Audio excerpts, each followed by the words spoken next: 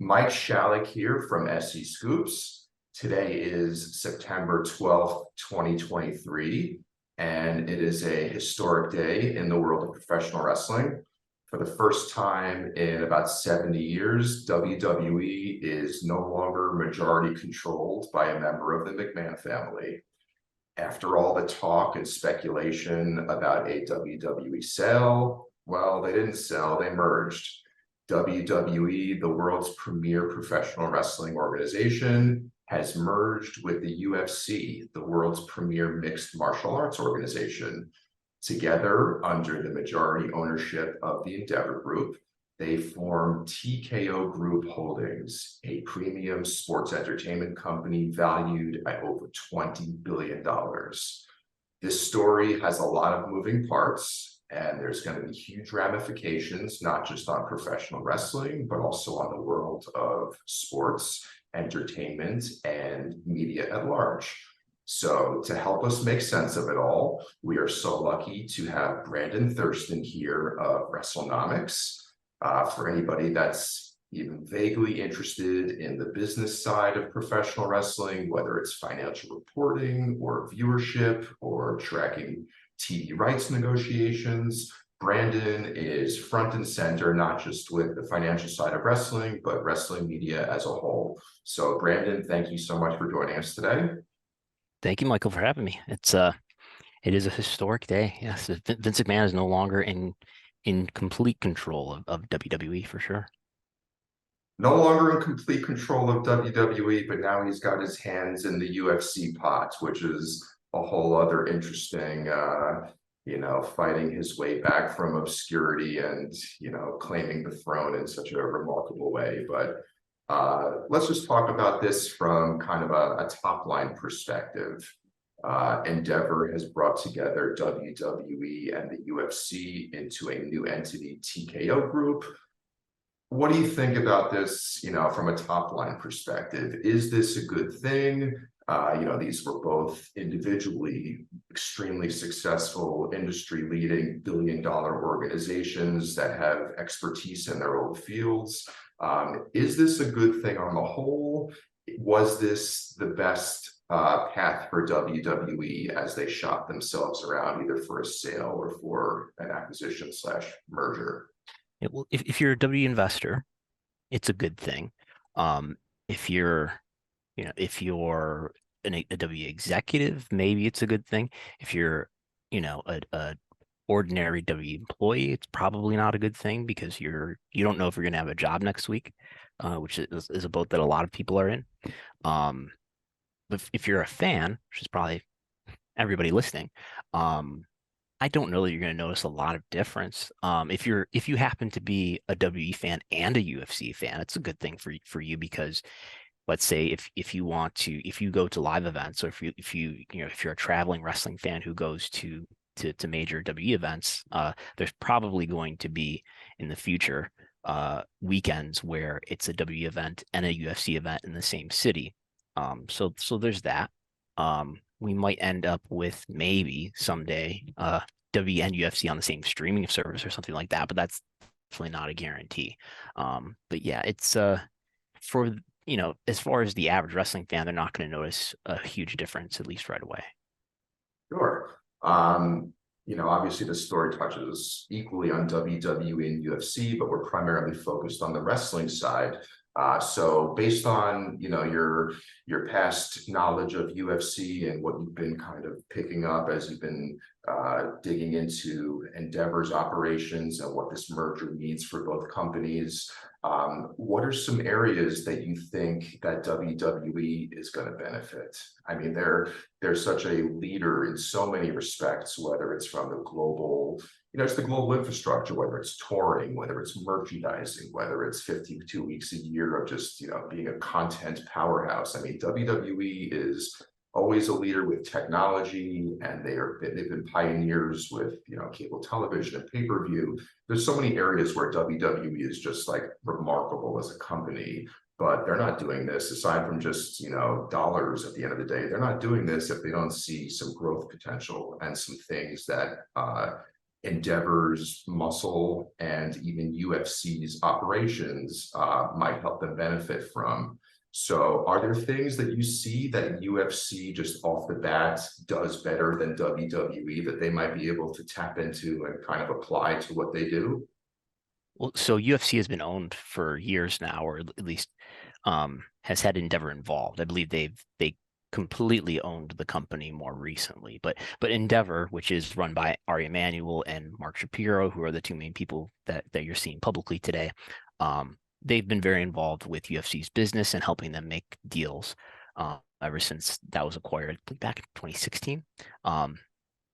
So part of what Endeavor will help WB do is make international deals, and again, perhaps UFC and WWE media rights internationally as well as domestically in the future might be dealt together. There's that. There's other opportunities. Like I said, if you're a fan, you might end up going to a weekend where there's a WWE and a UFC event in the same town at the same time, and there are opportunities for them to get government subsidies. So when WWE went to Puerto Rico, they got $1.5 million in cash just to go to Puerto Rico from the government. In addition to the money that they made from ticket sales, there'll be an opportunity to go to municipalities, go to governments, and say, "Hey, wouldn't you like not only a WWE event in your town?" To help the local economy with hotels and restaurants and stuff like that. But what if it was a WWE and a UFC weekend? You're sort of doubling the value that you can bring. You can say that you can bring to a local municipality and convince them to make a strong bid, which is something that Nick Khan has talked a lot about, wanting to I would say probably, especially when they do the international stuff like they did in Cardiff, maybe like a third or a quarter of their PLEs at this point, Saudi Arabia being the biggest one by far, they're getting a government subsidy for. So there's that opportunity, and there's the opportunity to sell sponsorships and advertisements in one for both W and UFC. Sure. Could you see WWE tapping into Endeavor's pipeline to the entertainment industry and kind of using Endeavor as that pipeline to funnel some of their talents when their days are done in the ring, or even as they're still active, but getting more professional wrestlers into the world of Hollywood, into more sponsorship deals? I mean, Endeavor is such a powerhouse in Hollywood, and WWE has already obviously sent a few people to Hollywood very successfully. Do you see that as an area that might kind of help WWE get their tentacles out there farther into Hollywood and into entertainment? I guess it's probably minor though, right? W Studios was something that I think Vince very much wanted to make happen. He wanted to literally make movies, as he said in Beyond the Mat, right? And that business didn't really work out for them. What they've made more money doing is licensing their IP to do things like make the Page movie, Fighting for My Family, and things like that, and licensing uh, the Young Rock TV series. So I mean, maybe that'll enhance some opportunities for talent to get into movies and things like that. Um, but yeah, there's something else you're mentioning there. But yeah, it's it'll I think it'd be relatively minor in that way. But as far as like UFC fighters going over to WWE, maybe. I mean that's something that in one interview today, in written interview, I think it was the ESPN article that came out today, Nick Khan, made reference to that maybe as UFC fighters' careers wind down, maybe they want to make a transition to WWE. I think that's going to be the exception, though. I think, Brock Lesnar and Ronda Rousey are definitely the exception. Maybe there's a one-time unique novelty of having somebody like Daniel Cormier, or maybe Conor McGregor, do a big match at a WrestleMania or something. I don't see it being something that. I don't see this being like Antonio Inoki's version of New Japan in the mid 2000s, where where the MMA fighters are gonna dominate. I don't see that working out too well. But there'll be some of that certainly, and I think that's something that when it comes to cross promoting, I imagine they're gonna want to promote UFC events on W programming and vice versa.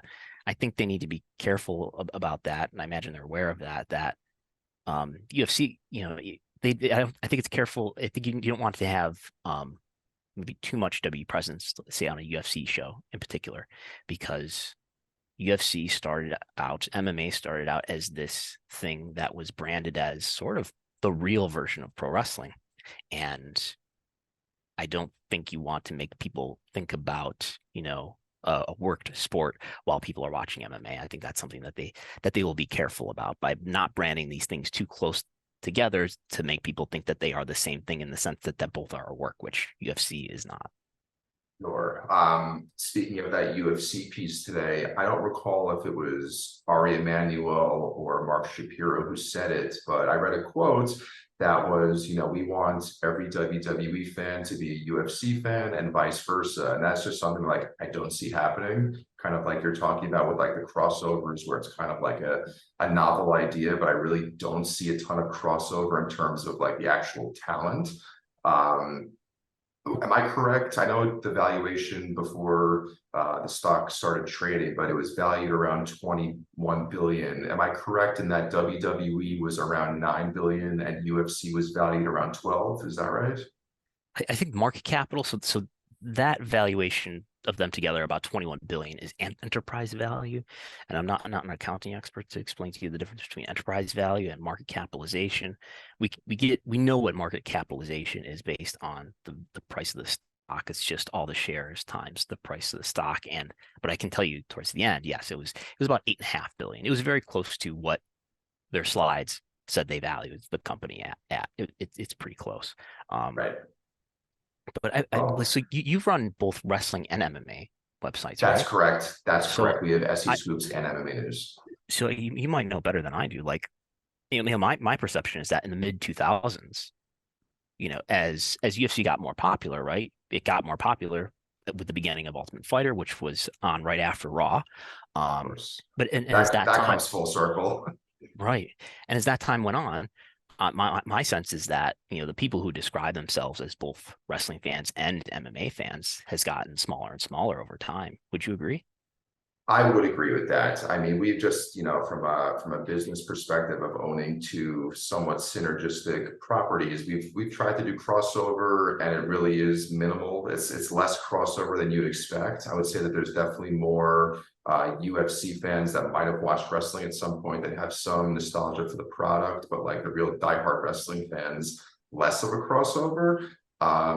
I was a bit surprised talking about like those valuations that we were discussing earlier, that UFC was valued, you know, 25 to 33% greater than WWE, because, at the end of the day, if UFC as a company is just bringing in more money based on pay-per-view sales, I get it, valuation's valuation, but from my perspective, it seems as a company that WWE is just leaps and bounds ahead of the UFC operationally in terms of just all the divisions they have. So in terms of like, I was thinking which company is going to benefit more from this affiliation. I feel like the UFC has a lot more to learn from WWE than vice versa.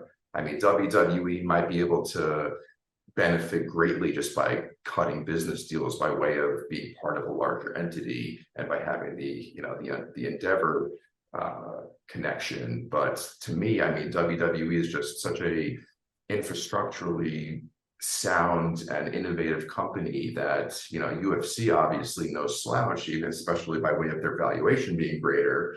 But at first blush, to me, I see that if I'm UFC, I'm excited to learn exactly how the sausage is made with WWE in terms of merchandising, in terms of touring, in terms of analytics. I mean, maybe that's just the wrestling fan in me, but I see WWE bringing a lot to the table here. It's just looking at the value of their domestic TV deals in comparison, Mhm. right? It's 300 for the pay-per-view deal. No, it's 300 for the TV deal, average annual value, 300 million average annual value Mhm. for just the TV deal. And then the pay-per-view is an additional 200. So that's a total of 500. Um, that's with fewer events, I would think. So compare that to say just Raw and SmackDown combined, and I guess we could put Peacock in there too, right? Is that like to like enough? It's 470 for Raw and SmackDown. It's another 200 for Peacock. That's 670. So it's a lot more content, I'm sure, but WWE is generating more domestic media rights revenue than UFC. I will say the ticket prices. I've never been to a UFC show, but Oh, ticket it's prices it's are astronomical. way higher. So Yeah.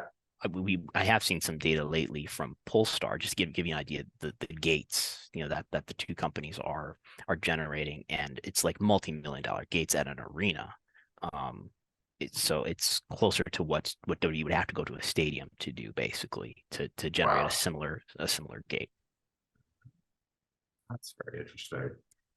Let's just see.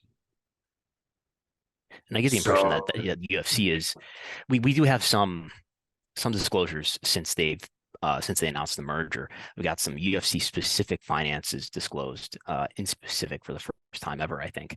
And UFC is more profitable than WWE is, even though WWE continues to break their financial record each year.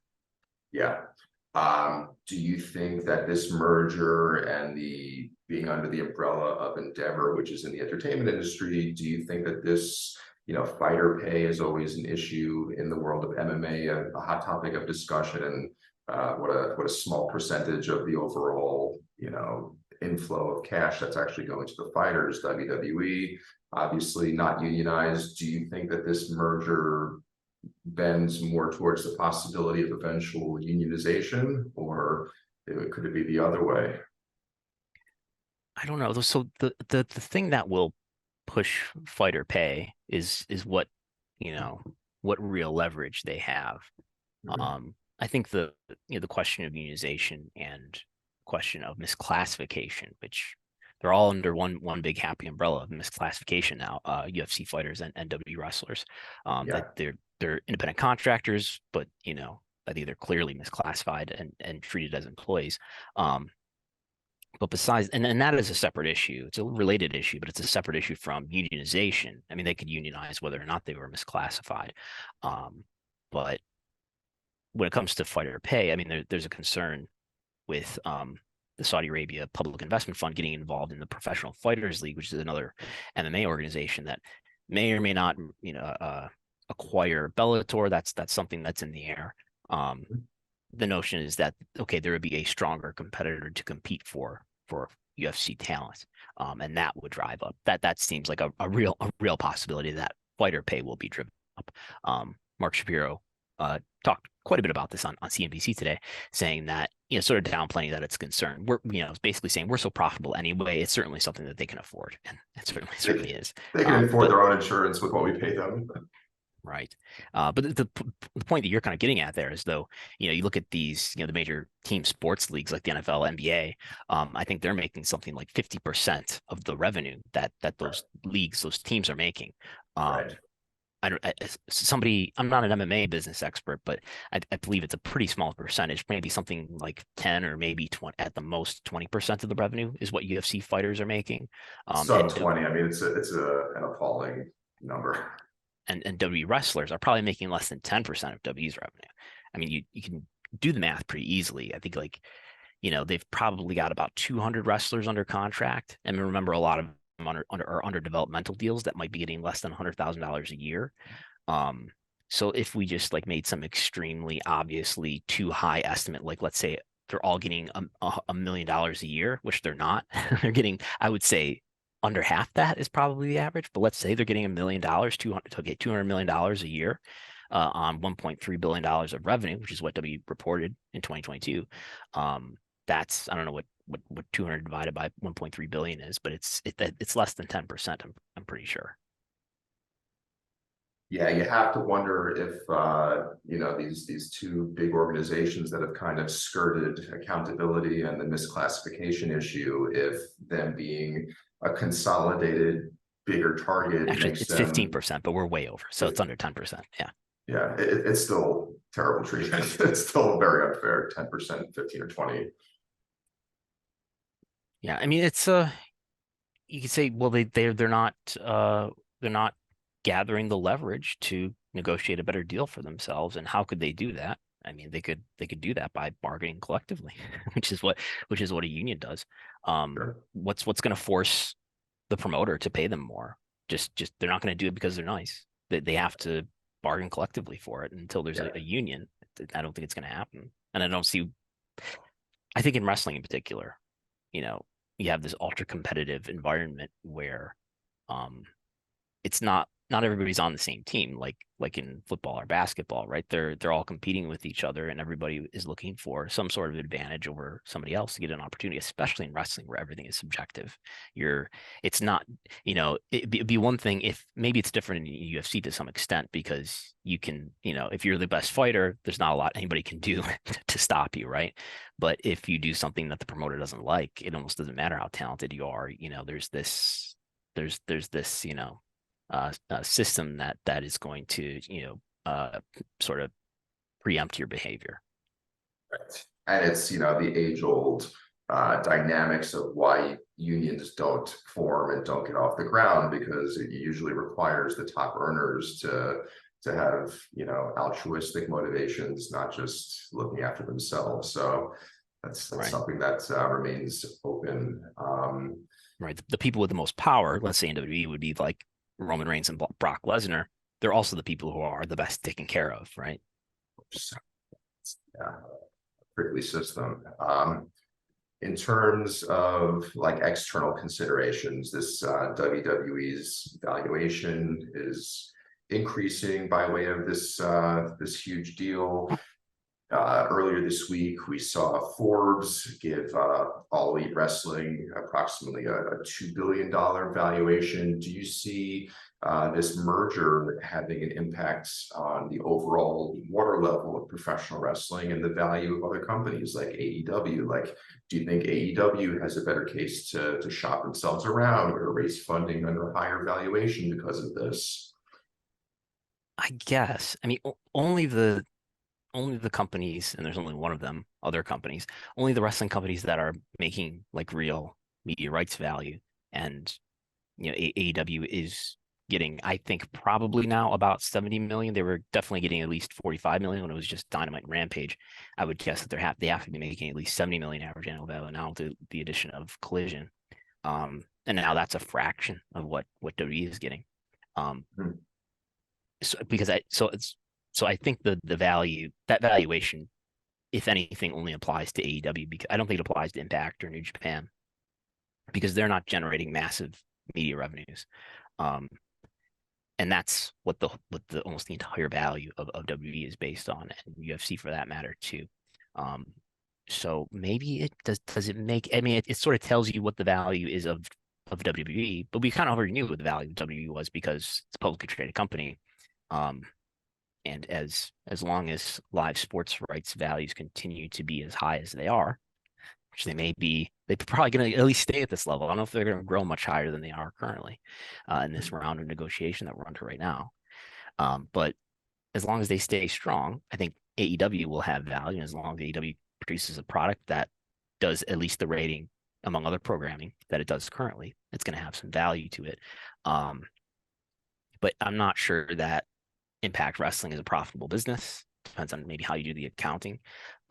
New Japan is slightly profitable, according to Bushiroad's latest filings, but they're not a huge media rights value, and media rights have tremendous value in the United States, and because of how the television economies work in other regions, not so much domestically, say in Japan for New Japan. I see. While I got you here, I'll give you another question or two.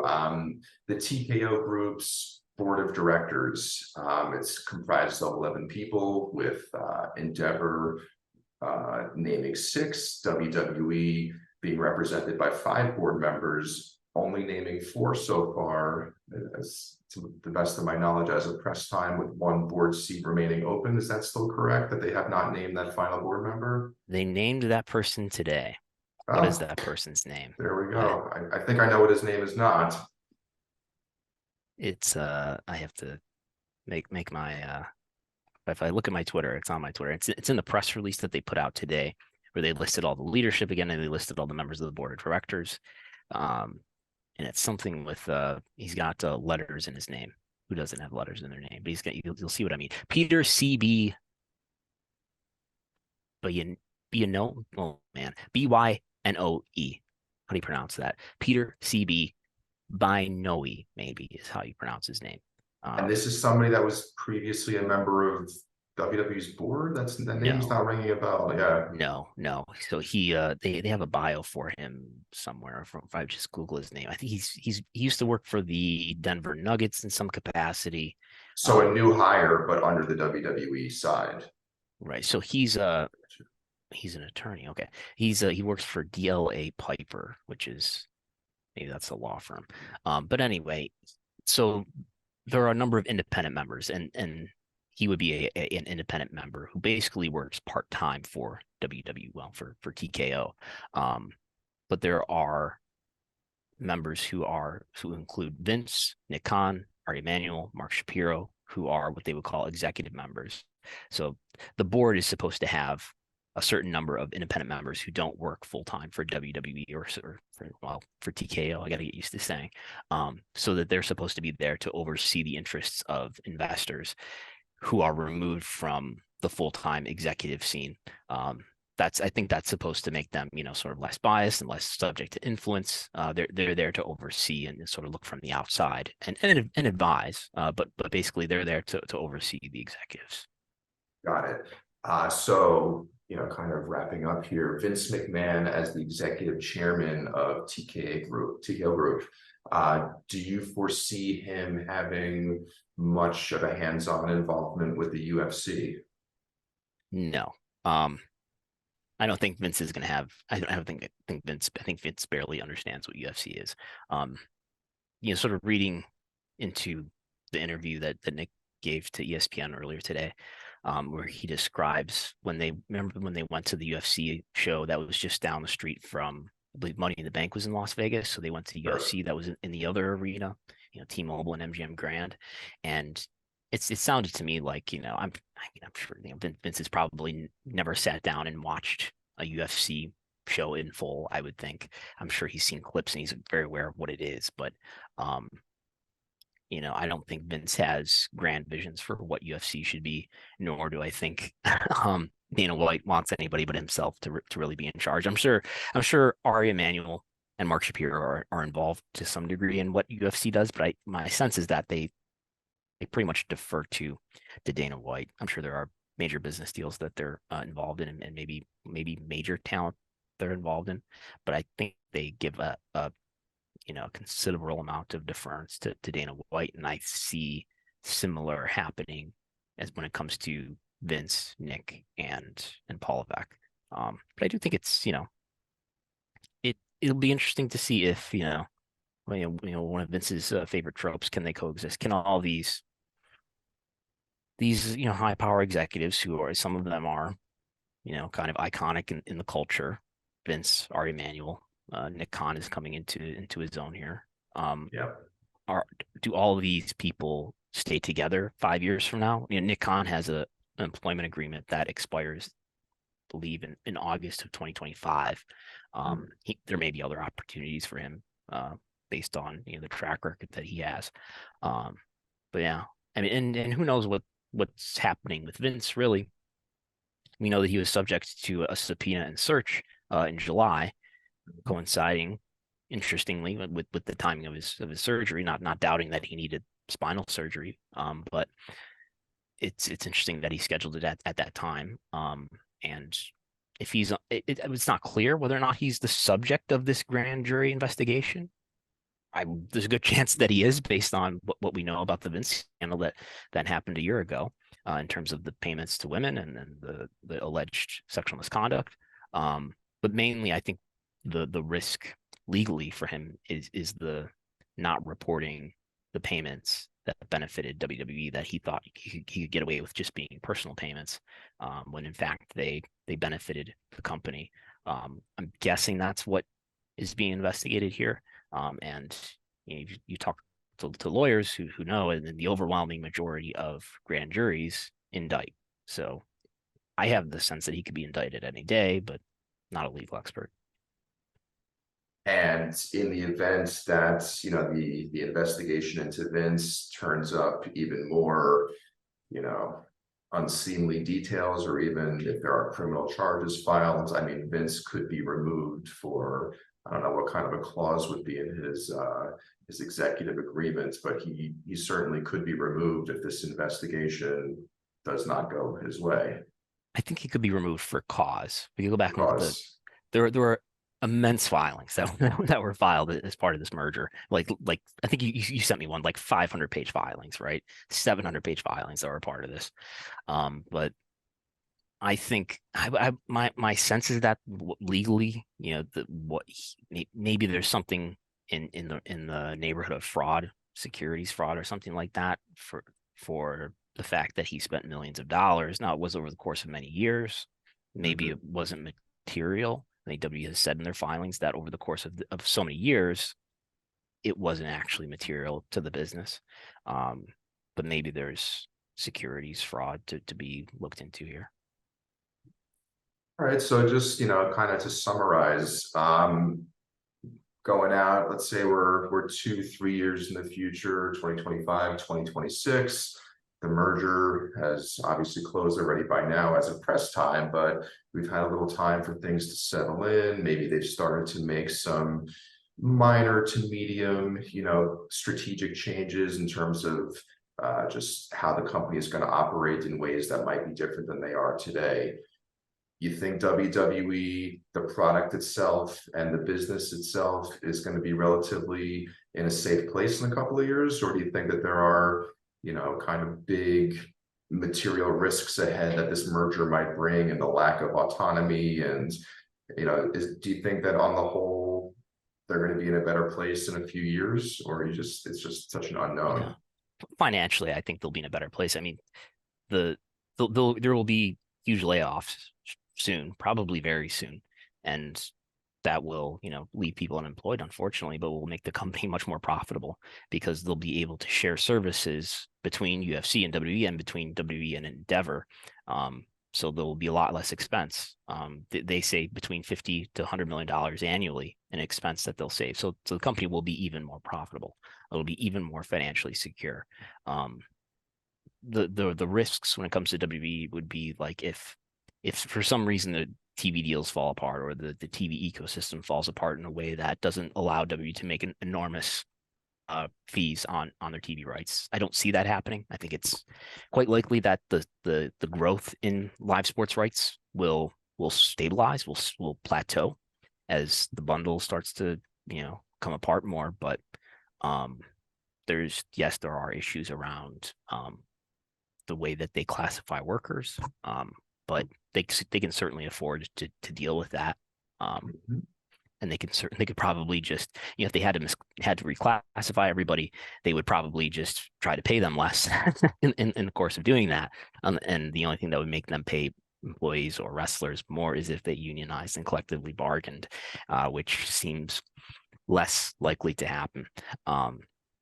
So WWE already was in a really good financial place. This will only put them in a better financial place. The product will not undergo massive changes. I think it'll be, just even more secure. And I think as Vince gets more removed from the creative picture, the product becomes more secure in its popularity too.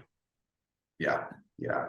I think it's such an interesting crossroads because there's obviously, like you're talking about, the profitability. WWE has been printing money for years, completely separate from what the on-air product might be. It's definitely gotten better over the last year or so as Vince has taken a little bit of a step back. But there's tremendous upsides on the profitability side in terms of being a public company. But we know that, serving the master of quarterly earnings has a lot of downsides and comes with a lot of negatives or the potential for negatives. So I'm definitely concerned because they're going another step down that road of not just being a public company, but now being half of a public company. So I'm hoping that none of those capitalism forces really, weigh on the company.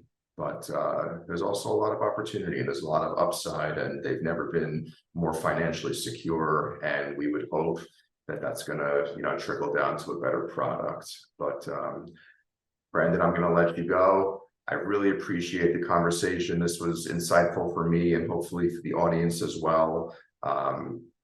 Everybody, please check out Brandon at Wrestlenomics on Patreon, on Twitter, Wrestlenomics.com. You can find Brandon at Post Wrestling. And Brandon, if there's anything else that you'd like to say or plug on our way out here? That's it. The Patreon is at patreon.com/Wrestlenomics, where there's TV ratings reports. Uh, the Raw ratings are out. The Collision ratings are out. Um, they'll be up in a moment, but by the time people listen to this, I'm sure.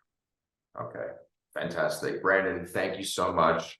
Love what you do. It's an honor to have you here at SEScoops today, and we'll see you down the road.